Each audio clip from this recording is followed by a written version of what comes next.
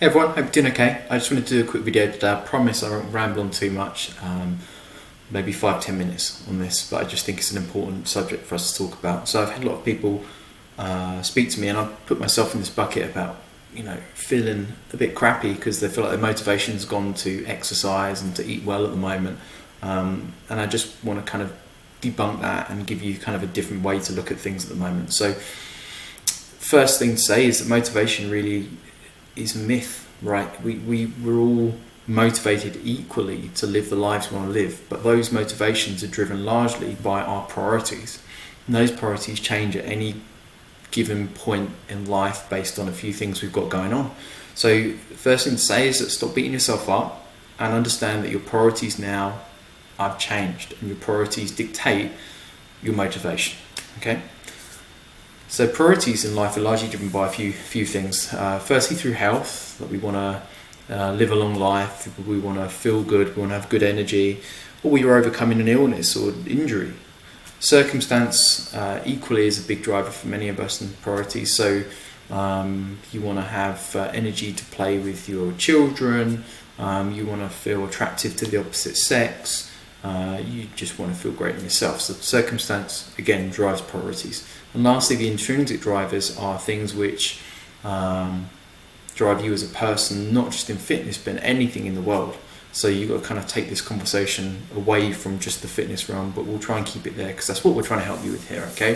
So your intrinsic driver in fitness might have been 2 months ago to compete in a CrossFit event.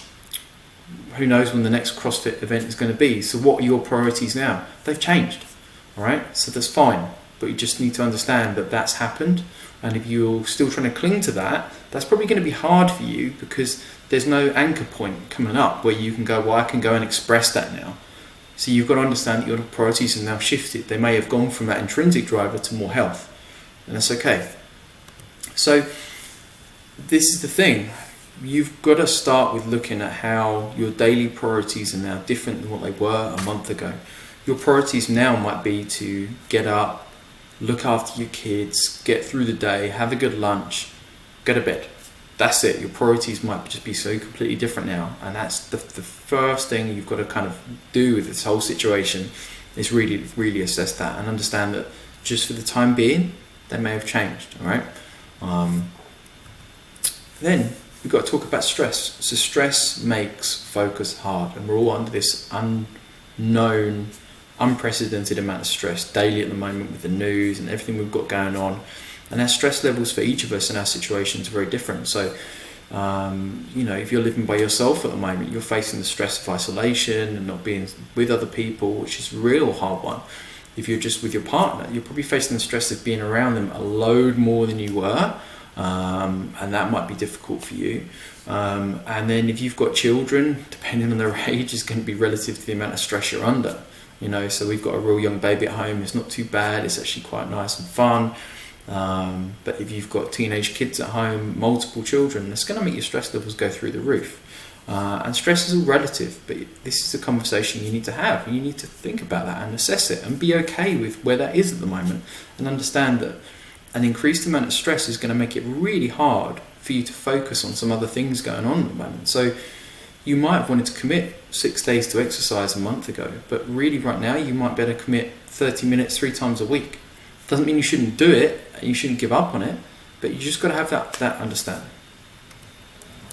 And also our routines and rhythm have all gone out. The things we would link fitness to, so say you'd go to work and you go to the gym, that kind of link, that routine is now broken. So it's up to you to try and create that routine, create that rhythm again, build it so you can start getting those daily practices going of doing your fitness, of preparing your lunch, of having a good breakfast, good dinner, good bedtime, in its small steps, all right? So just assess where you're at now and then we'll go from there, okay?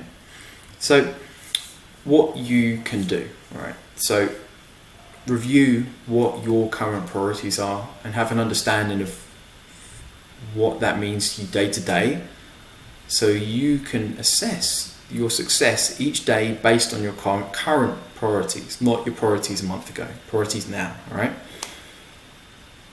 That's the first place to go. Look at your stress levels. Look at how that is, right? If your stress bucket is full, your ability to have the energy to do much else other than just kind of cope with the situation is going to be really hard. That's okay. Make a plan. All right, this is going to be in consultation with your coach, but it's trying to think of what the daily wins are for you based on your current priorities, what your stress levels are. Realistically, what are the wins for you for the day? What are the one or two things you know you can do with 90% plus certainty that when you get to the end of the day, you're going to think, yeah, I did well. And those might be a simple 5-minute action. It might be 10 deep belly breaths before you have a meal. It might be getting 2,000 steps in, whereas yesterday you got 1,500 steps in. Doesn't matter what it is. The main thing is to kind of build a plan and to understand that you exist within a really great feedback loop at the moment, because every day is just merged into one. They're all the same. So whatever you set today, if you don't succeed, review it, assess, and try and make a small improvement tomorrow. Understand that at the moment, depending on your situation and stress levels, you've got to view this situation as either surviving it or thriving from it. So if you're in that situation where your stress is really up high, you've got loads of stuff going on, just know that the reality is you've just got to try and survive this. You've got to get through the other side so life can turn to normal and you can really return to doing the things you want to do. That doesn't mean this is like, oh, this is really bad, blah, blah, blah. It just is what it is. But you can still come out to it, the other side, and be in a good place to go and to crack on with your life, okay? But you've got to have that understanding first that might be you, so you've got to be okay with that being a situation. But if your stress level is a bit lower, then what you can almost always do from this situation is actually thrive. So you can build routines and habits and behaviours now that will last you long term, long past this weird existence we have now. So for example, for myself, I've started going for a walk with Archie first thing in the morning. Love it. It's a great way for me to start a day. I'm 100% going to continue that long term because I can. It fits in my life. It fits in my goals and my priorities, and it's a real positive thing that I've got from the situation. So that's really where you want to go with it. You're going to survive or you can thrive. And really, if you're in that thrive category as well, it's all about like the 1% improvements you can take or make now that will improve everything else when life goes back to normal as well. So if you do want to compete within fitness, if you do want to excel, if you do want to, you have these really specific goals that require fine tuning, then look at all the other things that contribute to your success within that goal, not just the fitness related goals of maybe your back squat or your snatch or your 10-minute bike test. I don't know what it is, whatever it is, but there's a load of other things that will lead you to improve in those areas that you can focus on now. So don't think this time is lost for you guys either. Main thing you can do through all of this though is speak to your coach. That's what we're here for. We're not just here to write you workouts, we're here to support you through this and to make a plan of how you can survive and thrive through the situation. So if you haven't already, book in with your coach, get the check-ins going, get the consultations going, and reach out and get this sorted out, okay? That is what we're here for. We're here to not only get you through this, but to help you grow through this as well. We're all going through it. We're all facing the same pressures, the same daily things, some with more than others. But yeah, we're all here for you, okay? And lastly, and it's a cliche thing, you hear it all the time, I think many of us try to go through life putting a brave face on about, we've got to be that person in our families, and we project that confidence and that whole kind of like, so okay, I've got this under control.